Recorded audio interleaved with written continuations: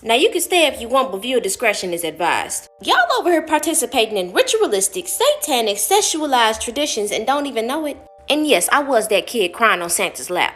Because why does this man know when I'm sleeping and know when I'm awake? Basically omnipresent. I'm in the shower thinking, he gonna know if I don't scrub him between my pinky toe enough. And that's kind of weird to me. Y'all do know in the 1800s Christmas was forbidden, deemed sacrilege, and the original version was even banned in ancient Rome. I'ma let Huey explain. The truth is, Christmas evolved from the Roman holiday Saturnalia, a winter festival where men gave gifts to each other. They also would get drunk, have sex with each other, and beat their wives. People would act so crazy on Christmas, the holiday was outlawed by the Protestant church until the 1800s.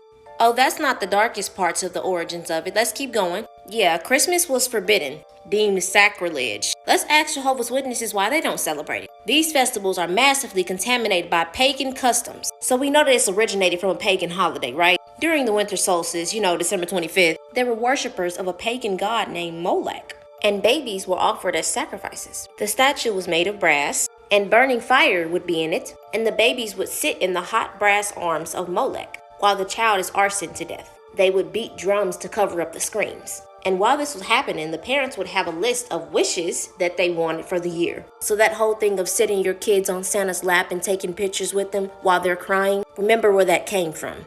Now let's talk about Santa Claus. Old Saint Nick. Old Nick means the devil, Satan. Before Christmas was actually created by Clark Clement Moore, prior to 1823, Santa Claus Christmas didn't really exist like that. He was more demonic. Oh yeah, and that ho ho ho laugh came from a half man, half stag, with horns and stuff, called Robin Goodfellow. Robin in medieval terms also means devil. He would take kids away. That whole goat situation with children and the feet.